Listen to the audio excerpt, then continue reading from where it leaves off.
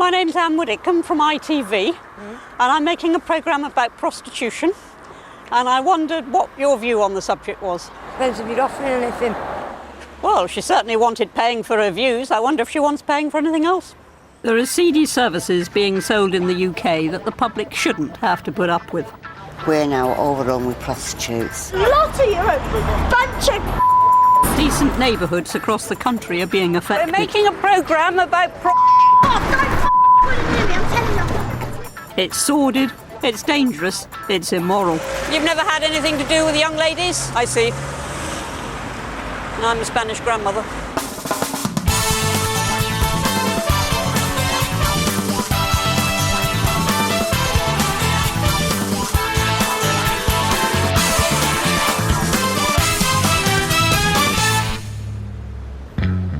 Prostitution. Agree with it or disagree, I don't think anyone should have to put up with it on their front doorstep. Girls openly selling sex, and men only too keen to buy. And one thing's very clear to me. Many of those involved are openly flouting the law, and that law should be enforced more vigorously. So I'm sending out a message to prostitutes, pimps, kerb-crawlers, and brothel owners everywhere. It's a blunt and unbending message, but when you see the problem firsthand, you'll realise why. Welcome to this very pleasant, leafy road in a very pleasant, leafy part of Peterborough. Understandably highly popular with families, but also sadly with a very different type of person, with the women who sell themselves for sex, and their clients, the kerb-crawlers. Women like these, shameless, desperate, and probably on drugs, blatantly out on the street all hours of the day and night, with no regard for the decent families who live here. Hello, I'm Anne. Hi, I'm Chris. Nice to meet you. Hi. Families like the Perrys. Chris and his wife Sachiko have 5 children between 5 and 18 years of age. They've lived here for 7 years and it's their dream house. Or it would be if it wasn't for the prostitutes working on their doorstep. At one stage, a couple of years ago, it got to the point where every evening I would walk outside and I could see working girls within 10 to 20 yards of the front door. I would go and stand outside the house and say to the girls, well, look, if you want to work, go somewhere else, because I'm going to start chatting to every car that pulls up here. So I don't think you're going to do too much business tonight. So a lot of people watching this will say, oh, if I was in their position, I'd move. Why don't you? This is our house. This is our home. This is the only house that our daughters have ever known. Why should we move? My sentiments exactly. I can't imagine how this poor family cope with this every day. But I'm going to find out. I'm moving in with the Perrys and I can't wait to meet their unwelcome visitors. As soon as I've unpacked, I ask Chris to take me on a neighbourhood tour. We're barely out of the door when we hear a terrible commotion just round the corner. Don't tighten it! Do not hurt my arms! I'm telling you now! The police are arresting a prostitute. Do not! Don't pull it! How did I loosen that? How did I loosen it? You're the one who tightened it, not me! Chris recognises her as one of the regular prostitutes from his road. Her name is Colette, and the police say she's ignored previous warnings to stay away from the area. Are you Colette? Were you doing it again? So they're now taking her into custody. They've come to arrest me for breach of my bail conditions. So I can't see how I have breached my bail conditions. Well, only they can tell you that. I can't. Keep me in. Well, if they keep you in, at least you won't be in danger on the streets tonight, will you? I choose my life, yeah. I have chosen... You haven't chosen this one. Yes, I have. I chose to be a prostitute. I've chose to do drugs. I've chose everything I do. Yeah? But you don't want to choose to go on doing it, do you? No one's forcing me to do what I do. Indeed, nobody's forcing. Well, I assume nobody's forcing you. It's horrible to witness. A young girl with so many problems and prostitution just one of them. There's got to be more to life than this, hasn't there? They harass me every single time. You're so young. You don't want this life, do you? But she seemed too drunk or too drugged to care. It's all right. I'm just making sure you don't get hurt. You got everything wrapped up. Lot of you, bunch of... I'd really like to talk properly with Colette about this sorry life she's chosen, but that will have to wait until the police are finished with her and she's sobered up. But if it's this bad here by day, heaven knows what it's like after dark. Excuse me? I don't have to wait long to find out. I've spotted another working girl. But unlike Colette, this one doesn't want to talk to me. Excuse me? We're making a programme about Dear me. Well, that's certainly shown what sort of place this is to live in. Not very nice. Lovely. I'm covered in beer, simply for trying to ask a few questions. That was certainly interesting. Yeah, I think I shall smell of beer now. People will think I've changed my habits. Yeah, I think we both will, yeah. Was that what you expected? From this distance away, I've been spat at, more than once. And it's not very nice, because 9 times out of 10 they're intravenous drug users or crack addicts. So. I've only been in Peterborough for a short time, but it's clear that prostitution blights the lives of ordinary law-abiding people. So what can be done? Well, arresting prostitutes like that young girl Colette is just one option in a government strategy aimed at reducing the problem, but there are others. In Southampton, police are trying out a very different Home Office initiative. We want the road coned off so that it's safe. This force operates a zero-tolerance policy towards men looking for sex. Tonight I'm joining them on one of their regular kerb-crawler operations. Yep, that's a single man, and that is a single man. Single men visiting this red light district will be in for a shock tonight. Well, I wonder what this one's going to say. So, I'm from the Vice Investigation Team.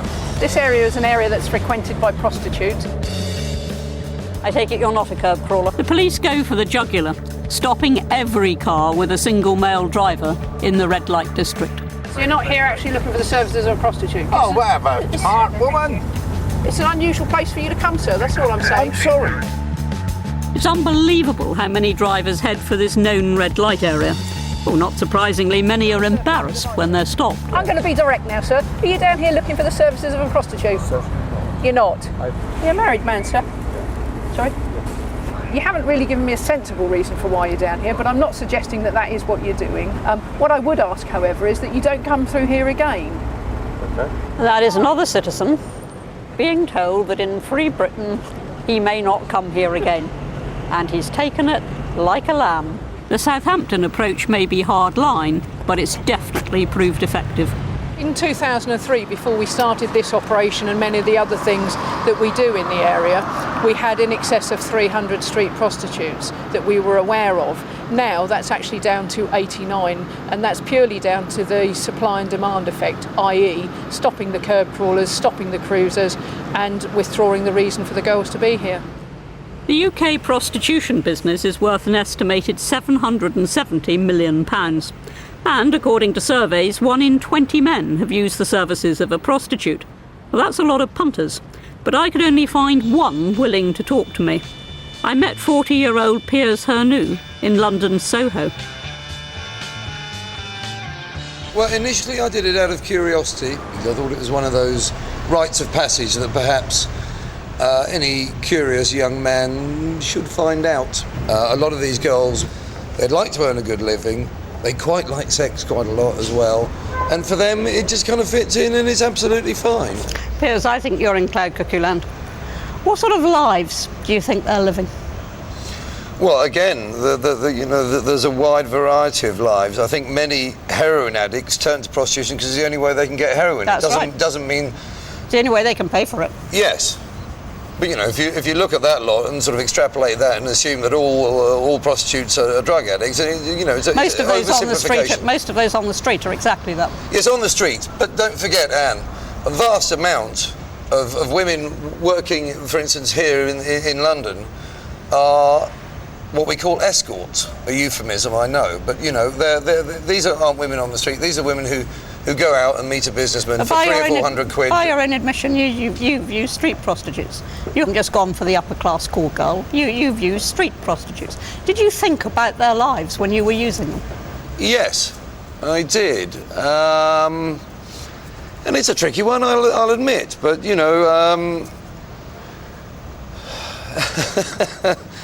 it's a difficult thing to kind of address. It's like, am I really taking part in somebody else's downfall? Have you Or am I just entering into an honest contract between someone who's selling and someone who's buying? Buying and selling sex on the street's an honest contract, not according to the law, which is why some girls find themselves behind bars. Well, about 36 hours ago, I saw a young prostitute, Colette, being arrested. She's just been bailed, and I'm going to have a word with her because there's somebody I want her to meet. Oh, you haven't had much of a weekend, have you? No, I've had a crap weekend. Feel like a cup of coffee? Please. Colette is barely recognisable as the violent, drugged young woman I'd met just a few days earlier. Hopefully I can now have a sensible conversation. Colette, how old are you? 26. You're 26, you're in your mid-20s, you're a young woman, you've got your life ahead of you, childbearing years ahead of you, opportunities ahead of you. Don't you sometimes wake up in the morning and think, that's it, no more, I'm going to get clean, I'm going to live normally? I have been clean. When I lived in Scotland, my mum took me to Scotland and I was clean for about a year and a half. But there's so many drugs about in Peterborough at the minute, it's just a temptation, it's too easily. Why don't you go and live with your family instead of working the streets? My mum won't have me back. My mum doesn't even know that I'm a working girl. She'd have you back. To get across my point more forcefully, I asked someone else to join me. Pat Brown is from Liverpool and knows the dangers of prostitution only too well. Bless my daughter, Pauline's 25. She was murdered 4 years ago in jail. She got into a car, didn't come back. She was dead for 9 days outside in an alleyway, chopped up in bin bags. Her head was in the freezer. Every time you get into a car, you don't know if you're coming home. So I'm asking you, I'm a mother. You go home to your mum. Your mother will want you. She will want you back. Your mother loves you. She gave birth to you. And you're her life. Do you understand what I'm saying to you? All you gotta do is make that call. Just do it. Ring your mum. To be honest, I'd rather go to my brother's than my mum's. Okay, but I want you to make that call to your brother because I've got a feeling we'll say goodbye to you and you'll be on the streets tonight. I don't want you on the streets tonight. I want you safe tonight. Yeah. Hello, it's Colette. You're right, listen, you know you said I could come up and stay with you. Can I come up as soon as possible? Colette appears genuine, but will her need for drugs drive her back onto the streets? Coming up, how would you like to face this on your doorstep? We're now overrun with prostitutes. Even my granddaughter at 15 was approached. And meet the madam who makes a fortune from prostitution, but claims she's doing nothing wrong. You wouldn't want a daughter to come into this? No! God, no! A killer!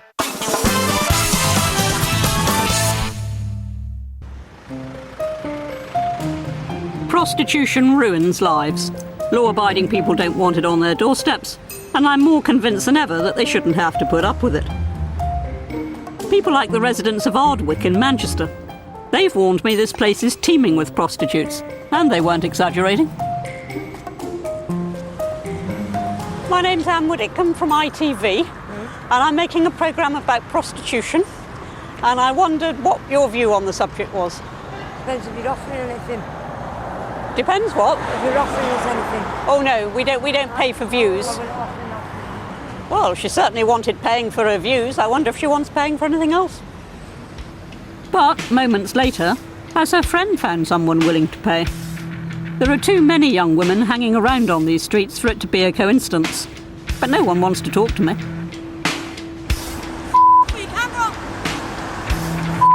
We're making a film about prostitution. As I watch the same girls continue to ply their trade, I'm also aware of two men ever present on the street.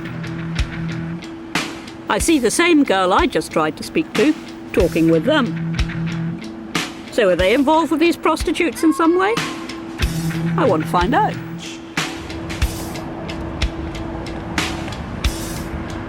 Good evening. How do you do? Fine. We're making a film about prostitution in Manchester. Do you know anything about that? You've never had anything to do with young ladies? I see. and I'm a Spanish grandmother. Next morning, the results of prostitution. Condoms, needles, crack cans. Ugh, horrible. And the poor residents have to put up with it day in, day out. There has been one case where one of the gentlemen here came out of his front door and they had to step over a little girl who got a needle stuck in her. So a man actually came out of his own front door and found a woman with a needle actually in her, outside his own front door. Yeah.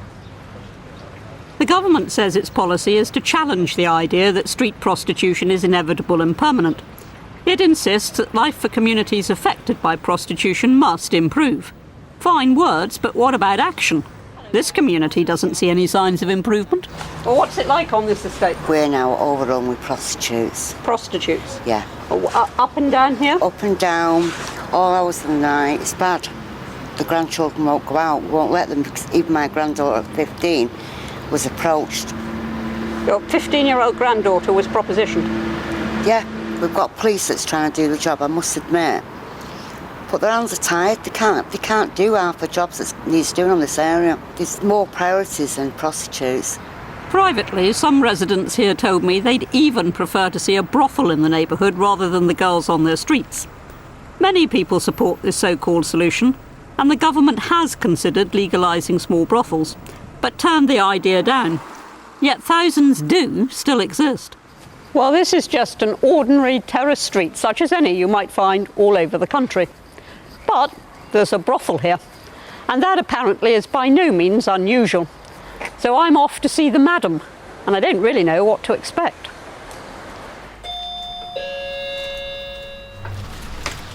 Hello, you Chantal? Yes. Hello, I'm Yeah, nice to meet you. Nice to see you. Chantal didn't want to be recognised, and even asked for her voice to be disguised. How many girls work for you? We have around 6 ladies. Why do you think the girls who are doing this for you do it? Have they got drug habits? No. This is a drug-free place. And they come here to work because they think it's easy money. But Han, I am telling you, There's nothing easy it about is this. not a easy money. You wouldn't want a daughter to come into this, would you? No! God, no! I'll kill her! But all those ladies who work for you are somebody's daughter. Yes, they're somebody's daughter, but they have a choice. If what Chantal tells me is true, the brothel's a very lucrative business. This business is money business, and the ladies, they earn money. How do the punters know about you? How do they find you? Because I advertise. Yeah? You advertise? Yes. You tell me you wouldn't let your daughter do it, you'd kill her. It's bad, No, it's but dangerous, Anna, but no. you advertise. No, but Anna, I am not the only place. You see the amount of 100 people who are advertised for escorts.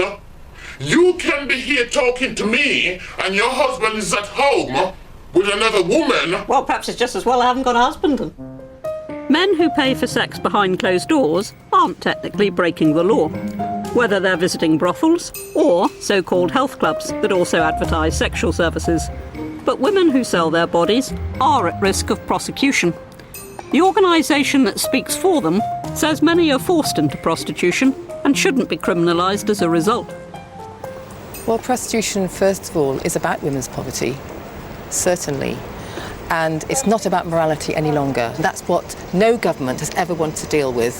Successive governments, including your government. And this is what we've got now. Women being murdered, men getting away with violent attacks again and again and again and going on to murder. You say it's about women's poverty. Yes. But the women I've talked to weren't covering basic needs. They were trapped in a heroin habit. Well, women who work on the streets are the tip of the iceberg. There are many, many thousands in the world, millions of women who are in the sex industry in order to support their families. What's your solution? Well, we think that the way forward is to look at what's happened in New Zealand. They have decriminalised there. Women have started to be able to come off the street and work more safely from premises. The police are having to take reports of violence more seriously so that any attacks on women are cleared up more quickly, and thus all women are safer. I disagree with Carrie. I don't believe prostitution should be legalised, and I don't believe residents should have to put up with it. And I don't believe a woman can be truly safe, so long as she lives in this twilight world. My journey into that world is nearly over. But there's one person I can't stop thinking about. 3 weeks back, Colette promised me she would try to put prostitution and drugs behind her. But now I've heard that she's again working on the streets, near Chris Perry's house in Peterborough. I've had my say, so now it's his turn. Has it ever occurred to you that you're causing a real problem for the people who live here? I've no doubt it does, but... Here's a gentleman who lives here. He can tell you about it. Hi, Colette. Yeah, I have 4 daughters, and they've been approached by kerb-crawlers, talking to them, propositioning them. And the sad thing is, I'm afraid to say, they're here because you're here. But it could work the other way. If they weren't here, I wouldn't be here. I think it's very easy for you to convince yourself that you're not really causing any impact, and it causes a lot of hassle. The reason most of the girls choose this kind of area is because if there is any problems with one of the punters they get in a car with or anything, they have got somewhere to run and get help. I can see her logic, but it's clear that all thoughts of moving away have been forgotten. Time for one last try. What did you want to do when you were 14 or 15? It was never this. I wanted to be a nanny. A nanny? In America, yeah. And what happened to that ambition? Drugs. It's the biggest hold anything and anyone's ever had over me. Even if I did get off drugs and off the streets and that, who would give me a job now? Sure, but several months after you've given it up, somebody will give you a job. I can't believe you really want to do this, do you? No, not at all. Hate it. Hate it? Yeah, hate it. I think if I don't do it, I'm not going to have the money. If I ain't got the money, I'm not going to get my drugs. If I ain't got my drugs, I'm not going to be well. It's a vicious circle. And that's why the chances of prostitutes like Colette staying off the streets are so slim. Government figures show 95% of street prostitutes are Class A drug users. But even if they want to stop, there are few places for them to go. Police action is part of the solution, but there's also an urgent need for more shelters, offering treatment to get these women off drugs. Without them, street girls will continue to plague residents up and down the country and put themselves in danger.